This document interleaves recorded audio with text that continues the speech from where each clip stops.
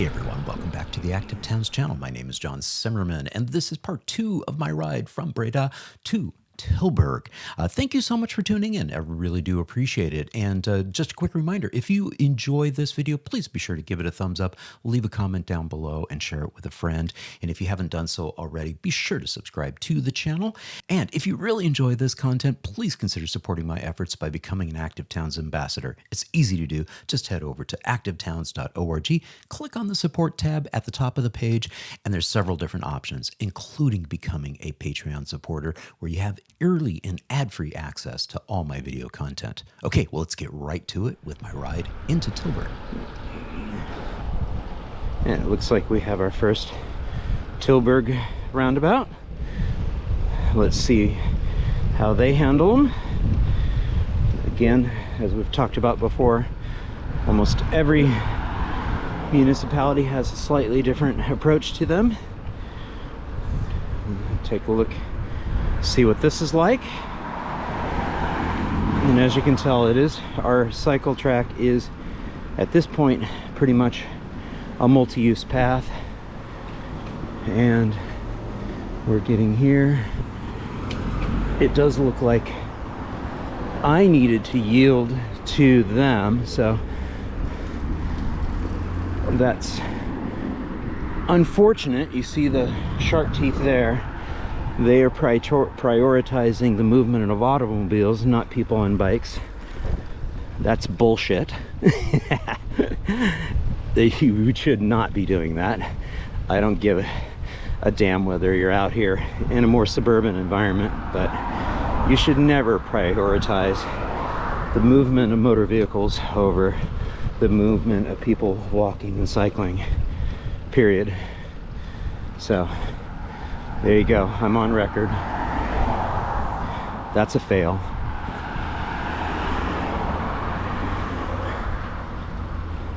Slow the motor vehicle traffic down, give priority to people walking and cycling, and you'll get more people walking and cycling. Imagine that.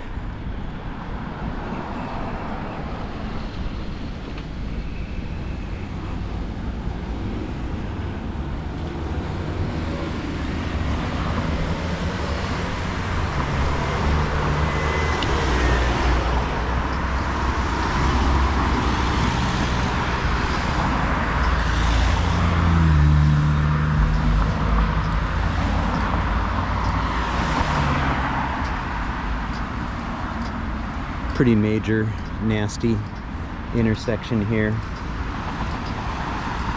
Lots of priority to motor vehicles. We do have a nice two-way cycle track on this side, protected from 4 lanes of motor vehicle traffic traveling at 70 kilometers per hour. Ridiculous. Cities, you don't need this shit in your cities. You got housing right here, you got kids right here. What do you need 70 kilometer per hour traffic right there? You don't. All right, I'll cut them some slack. Maybe they're gonna change it soon. Hopefully they will. All right, so we have transitioned into just a red asphalt bike lane in a door zone next to motor vehicle traffic. Motor vehicle traffic that just got off of a 70 kilometer per hour area. So again, not ideal. Let's see if they if this is part of their transformation that they're working on, that they're looking to change. I know that they are. You can see a bunch of people riding right now. This is a good sign already. Good to see.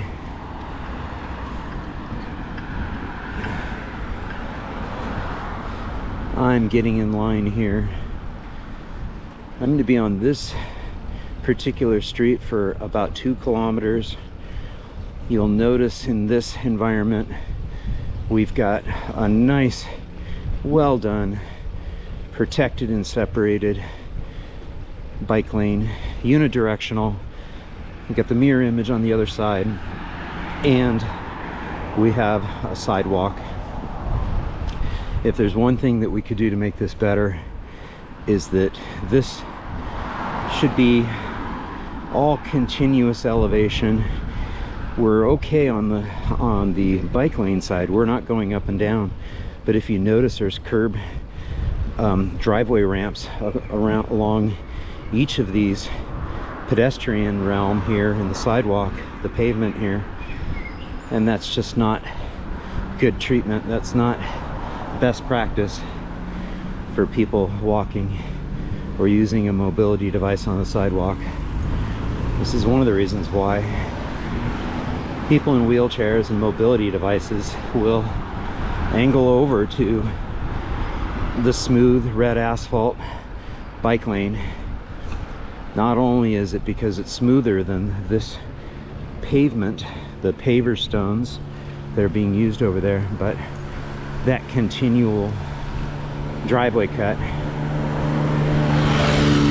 Now here you see they did a raised crossing for the pedestrians. Well done.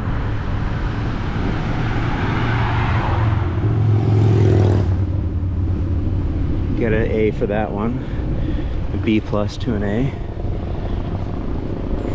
Only a B plus because we're down here in the roadbed again. I would much prefer people on bikes to be elevated and on the other side of the trees. I know. Always have to have something to complain about. I don't really complain that much. You see that we do have part of the problem is we're using that space that we would like to be in as somebody on a bike on the other side of the trees. They're using that for additional car parking for these homes. So you can see the mind, the thought process, the car-brained mentality that's going on right there, is they're sacrificing the safety for all ages and abilities to be in a protected and separated facility for cycling to save parking. Yeah, I call bullshit on that too.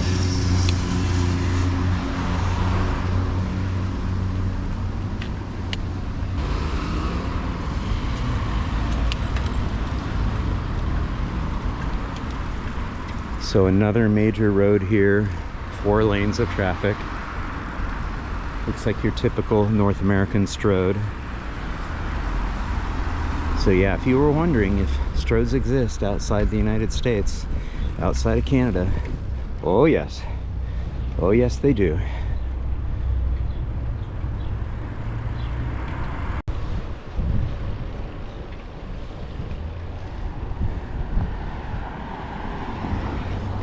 This is a fun structure here. I'm assuming it's an old water tower. Quite cool.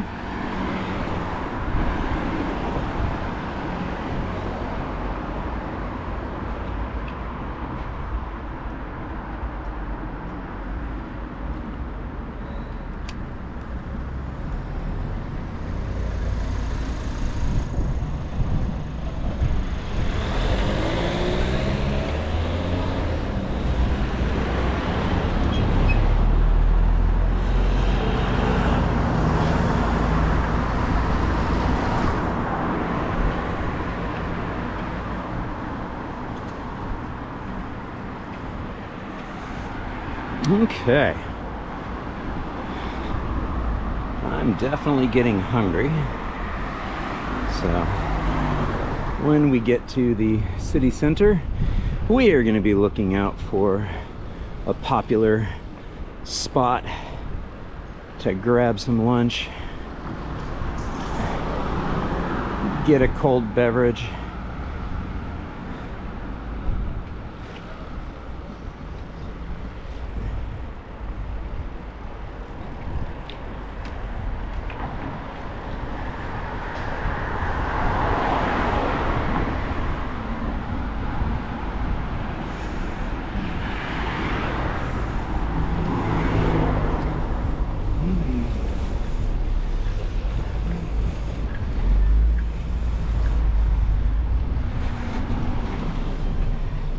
And we're just cruising through here.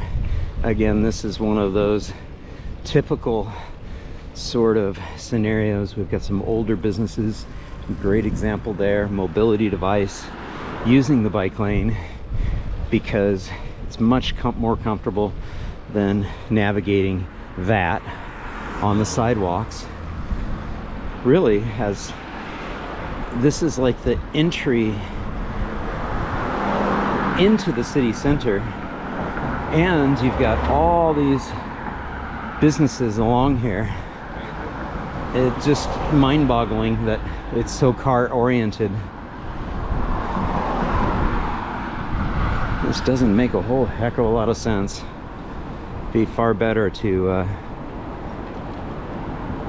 turn this into a people-oriented place and decrease the number of cars and slow them down, although they're really not going anywhere fast at the moment.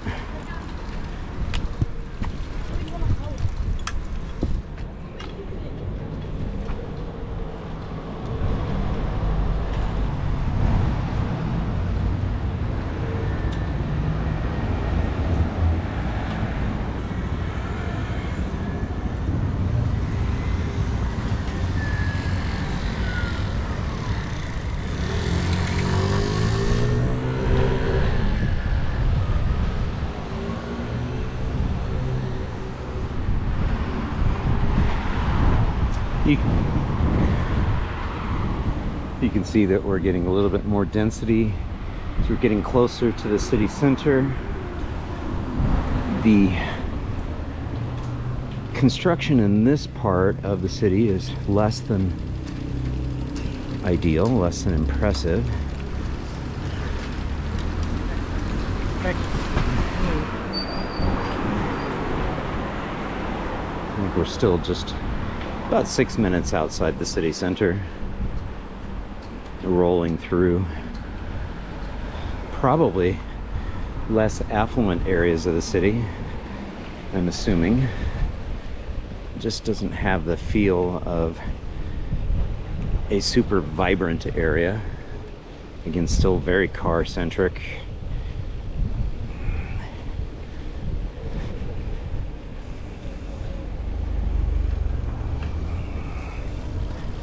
Case in point, you do see an old historic church here.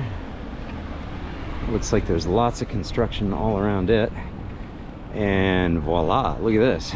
We are getting into some completely redone areas here. This is gorgeous. So we've got the pedestrian realm over here. Unfortunately, they didn't continue the red theme for the two-way cycle track here, but it is very well done. High quality craftsmanship and masonry here. Just, I don't know, I like the consistency of the red for the cycle path.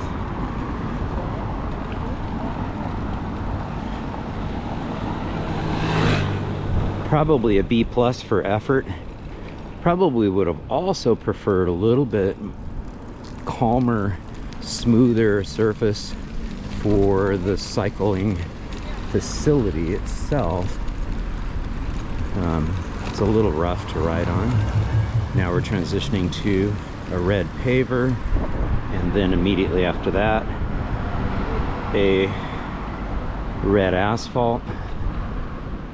We're passing a bunch of bars in this area. It looks like this is a transit zone area. We got some bus loading, and we've got signs of families here, cargo bike with kids.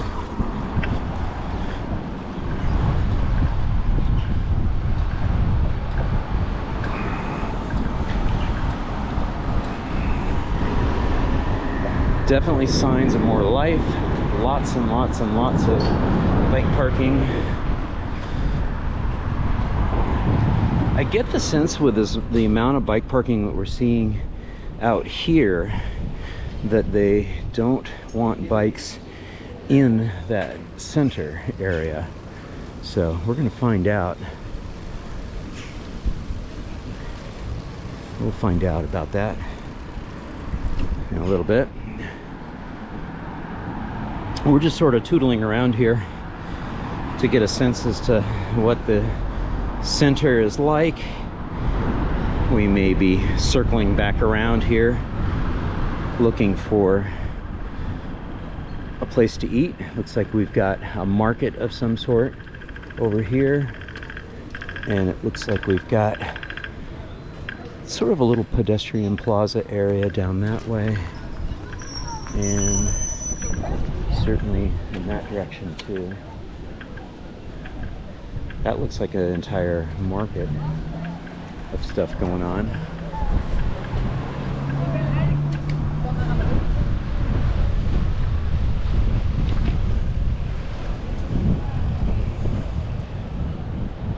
That's pretty cool. And bike turning in that direction.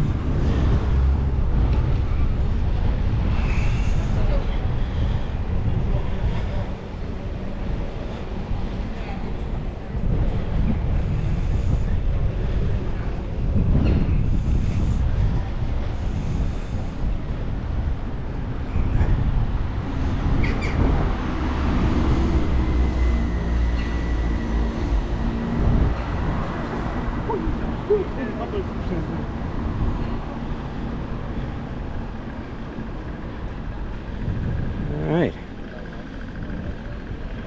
Okay, we're gonna flip around here.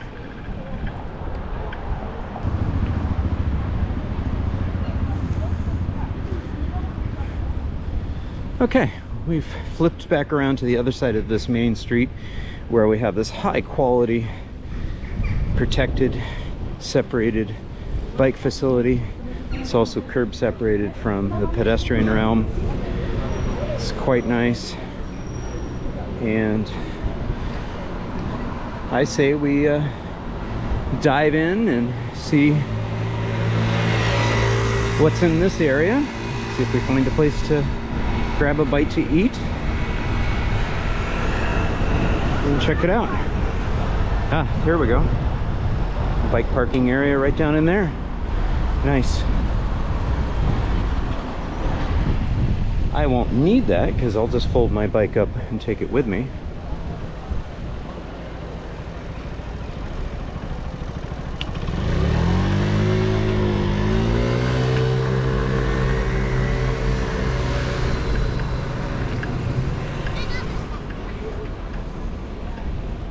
Again, that looks like the stairs coming up out of the bike parking area.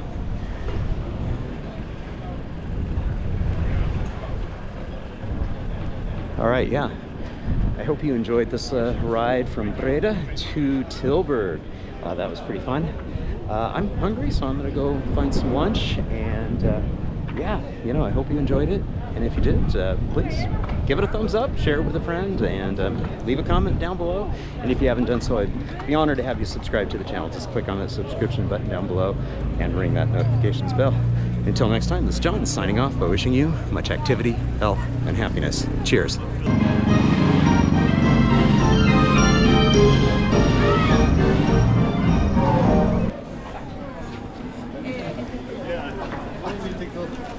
Well, as you can tell, there's an awful lot of foot traffic, but this just feels like a mall.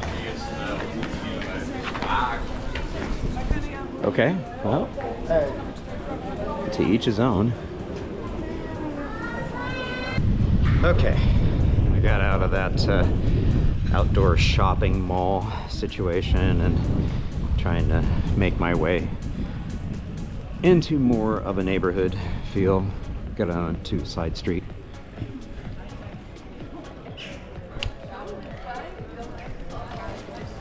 And already found a little cafe there. Oh, nice. Looks like all the outdoor seating is taken up, not very big. So, see what we can find down this way.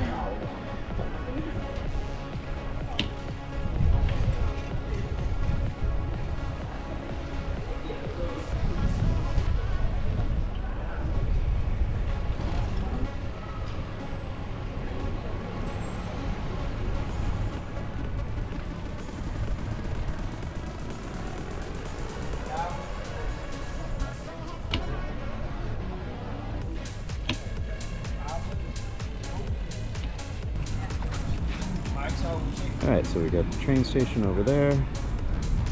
We have a fairly nice, comfortable Feet Strut style street here. And we've got a little outdoor cafe. Pizza. That sounds good. Let's go have it.